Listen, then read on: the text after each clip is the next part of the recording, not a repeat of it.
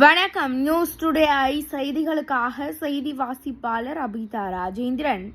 பாரத் நகரில் 40 வருடங்களாக கிடைக்காத கிரயப்பத்திர ஒதுக்கீடு ஆணைக்காக 100க்கும் மேற்பட்டவர்கள் சிறப்பு முகாமில் எர்ணாவூர் ஏ. நாராயணன் முன்னிலையில் மனு வழங்கினர்.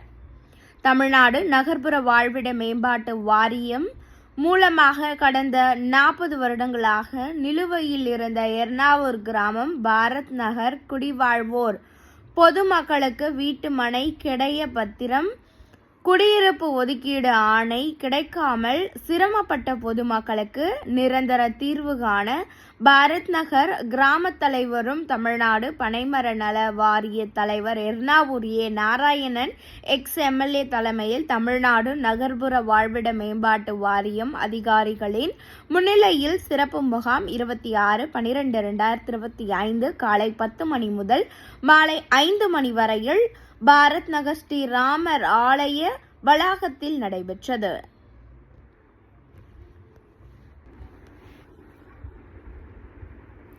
இம்முகாமில் 40 வருடங்களாக குடியிருக்கும் அப்பகுதி மக்களின் வாழ்வாதாரமான குடியிருக்க ஒதுக்கீடு ஆணை கிரயப்பத்திரம் கிடைக்க பணம் செலுத்தியும் ஆவணங்கள் கிடைக்காமல் இருந்த 100க்கும் மேற்பட்டவர்கள் இந்த முகாம் மூலமாக கிராம தலைவர் முன்னிலையில் அதிகாரிகளிடம் மனு அளித்தனர்.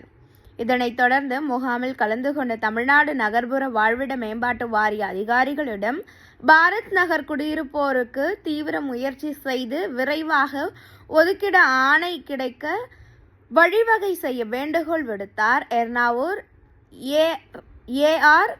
நாராயணன் எக்ஸ்-எம்எல்ஏ. மேலும் குடியிருப்போரிடம் விரைவாக ஒதுக்கீடு ஆணை கிடைக்கும் என நம்பிக்கை தெரிவித்தார். இந்நிகழ்ச்சியில் அரிமா, P V. Subramani, M D. Sekar, Venkataiah, Chinnathambi, O. Chinnaiah, Joel, Ramadoss, Ravikumar, M R. Sekar, Srinivasan, P V. Krishnachandran, Bharat Nagar தேர்தல் குழுவினர்கள் சிவபெருமாள், நாகேந்திர ராவ் ஆகியோருடன் ஜஸ்டின் உள்ளிட்ட பலர் கலந்து கொண்டார்கள்.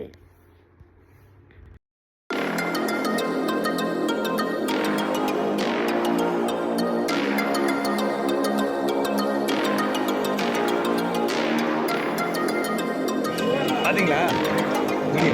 நியூஸ் பார்த்தீங்களா? பார்த்தேன். 2வது பாயிண்ட். இனி பண்ணிடலாம்.